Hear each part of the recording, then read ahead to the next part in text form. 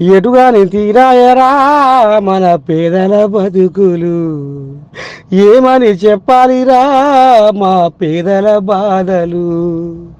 ఎటుగాని తీరాయరా మా పేదల బతుకులు, ఏమని చెప్పాలిరా మా పేదల బాధలు.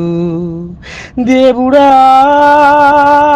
శంకరా, నువ్వు కోపం చేసినవా, మమ్ము నిండా ముంచినవా, ఇంట్లో ఉన్న సామాను మొత్తం గంగల కలిపినవా.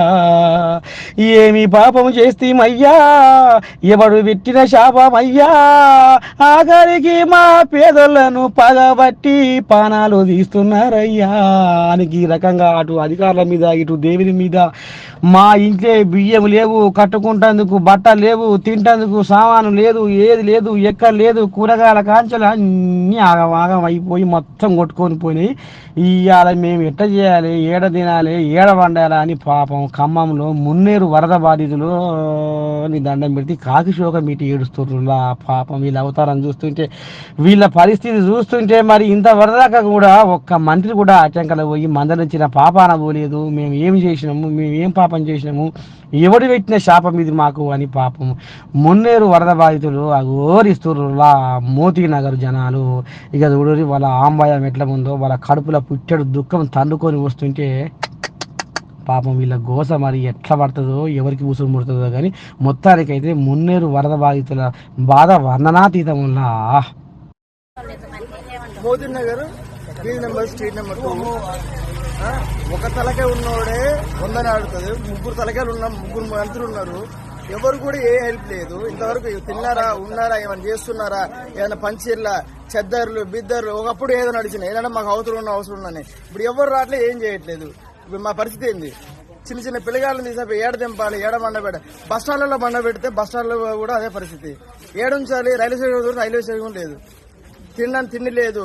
ఎవరైనా వచ్చి కొద్దిగా ఏమైనా పెడతారా అంటే ఏది లేదు, వాటర్ లేవు, ఏమి అన్నం వద్దు, ఏమవుతుంది, నీళ్ళనే ఉండాలి. నీళ్ళు బతికి ఆయన బతుకుతాం, నీళ్ళు కూడా లేవు పరిస్థితి. నిన్నటి నుంచి ఇదే పరిస్థితి అండి. నిన్నటి నుంచి అన్నం తినడానికి కూడా ఏం దొరకట్లేదు. చిన్నపిల్లలు ఏడుస్తున్నా కూడా వాళ్ళు టిఫిన్ తెచ్చి ఎక్కడో పోయి ఇల్లందుకు రాజుకోళ్ళు పోయి టిఫిన్ తెచ్చి పెట్టినాం చిన్నపిల్లలకి. అసలు ఏం లేదు, మా ఇంట్లో ఉప్పు లేదు, వేసుకోవాలంటే బట్టలు కూడా లేదు, బట్టలతో సహా కొట్టుకొని పోయింది. బియ్యం లేదు, గిన్నె లేదు, అదే ఇల్లు మాది, అసలు ఏం లేదు.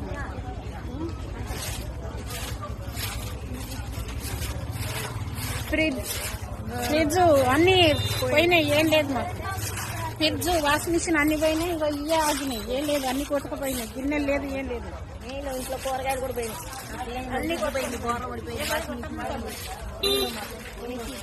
ఏసీ పోయింది, ఒక్క మాట అన్ని ఏం లేదు. ఇంట్లో ఉన్న డబ్బులతో సహా పోయినాయి. డబ్బులు బంగారం అంత పోయిందమ్మా, ఏం లేదు, మాది ఇదే పరిస్థితి. మేము అంతగా ఏం చెప్పలేదు.